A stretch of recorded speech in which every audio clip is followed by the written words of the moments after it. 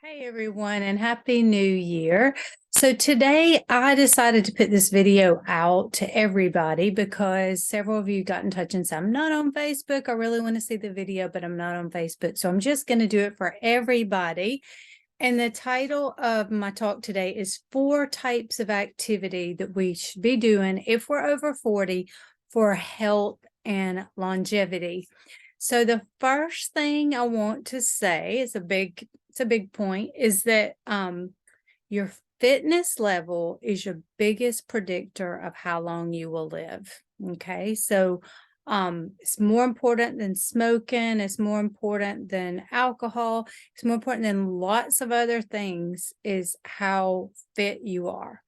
Now, that doesn't mean you have to run a marathon or that you have to go to the gym every day, but it does mean that you need to be consistent with movement.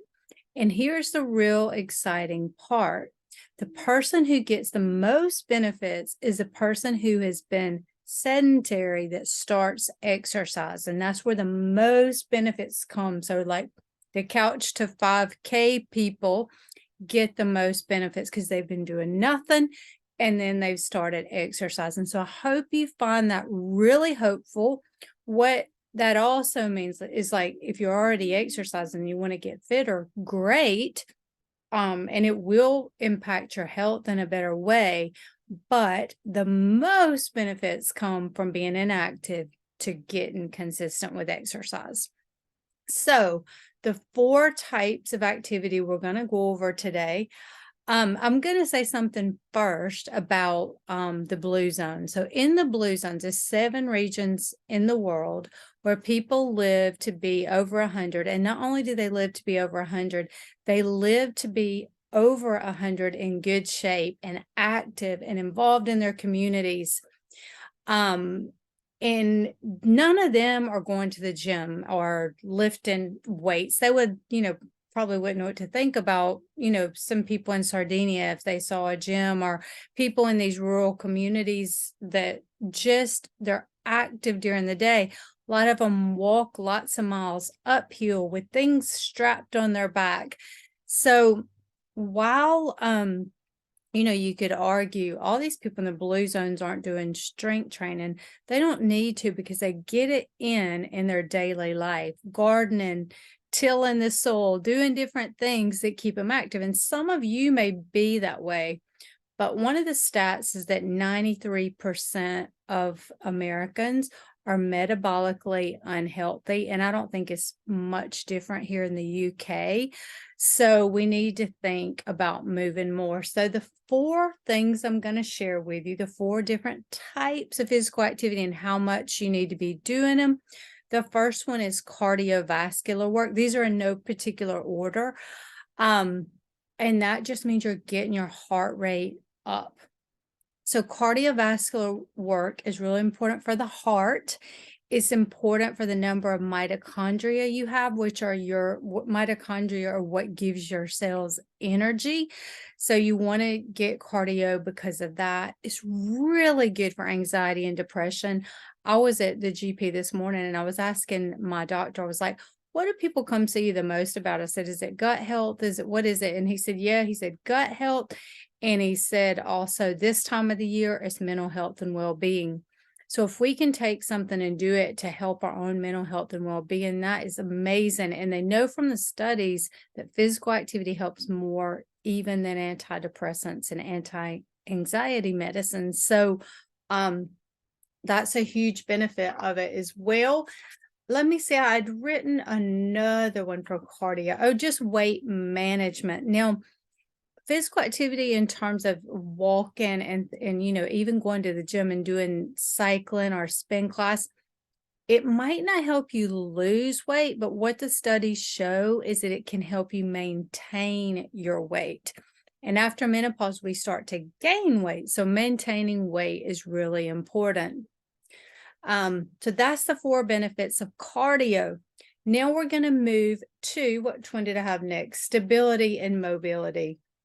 And this is just about strengthening your foundation, whether it's your core Or I know I've got a friend right now who's got a shoulder injury, and 1 in 2 women over 50 get shoulder injuries.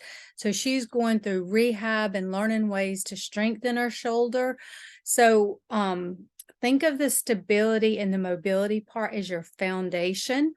Another part of that is like Pilates and yoga are good for calming down your nervous system. So we're often, moms, wives, workers, we've got so much on the go that we need things to help us breathe and calm down. And yoga and Pilates can be that type of training, but it also strengthens your body. So it's kind of like a win-win. There's even a few studies now that yoga and Pilates can help with bone strength. So you definitely want to get some stability and mobility in, and some parasympathetic things that slow your body down in terms of like the yoga and the Pilates. So that's number 2. Number 3 is strength training. So I've listed some really interesting benefits of strength training. I'm going to give you some stats. And the great thing about strength training is you only need to do it twice a week. If you're, just trying to have lean muscle, you don't have to do it loads. In fact, rest is really important. But here are the benefits. For every 10% increase in muscle mass you have, insulin resistance goes down by 11%, and prediabetes goes down by 12%. Muscles are like a glucose sponge, so it's good to build more muscle. Building strength may improve your cognitive health, your mental health, and delay dementia. People who move more live longer and have lower risk of chronic disease. And the more muscle you have, the higher metabolism you have. So you can afford to maybe eat a little bit more than somebody who doesn't have a lot of muscle. After age 50, we lose 1 to 3% of our muscle mass every year. So if you don't do strength training, you're really, really missing an opportunity. So strength for the win.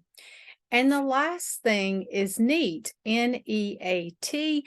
That stands for non-exercise activity thermogenesis.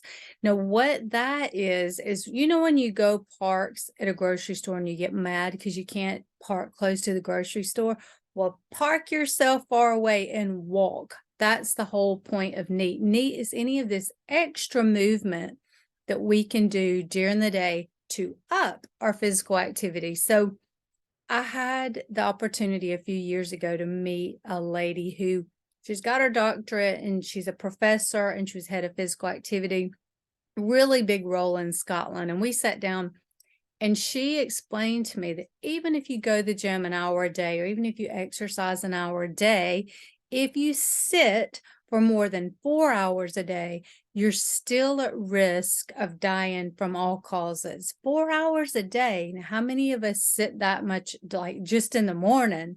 So you want to make sure you break up your sit time with NEAT time, which is just like any kind of activity, hanging the clothes, going up and down stairs in your house, going downstairs to answer the door, come back up, get up at least 5 minutes every single hour. That's one of the rules. If you get up once every hour, at least you're helping your metabolism that way.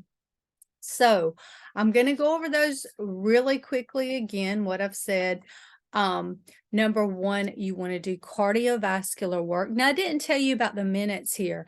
It depends on if you want health or if you want to lose weight.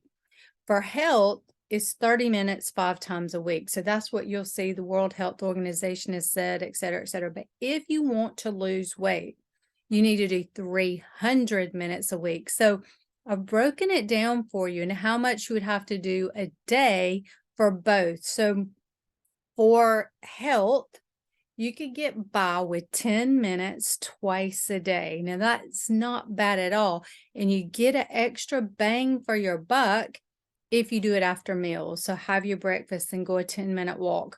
Have your lunch, then go a 10-minute walk. That's an extra bang for your buck.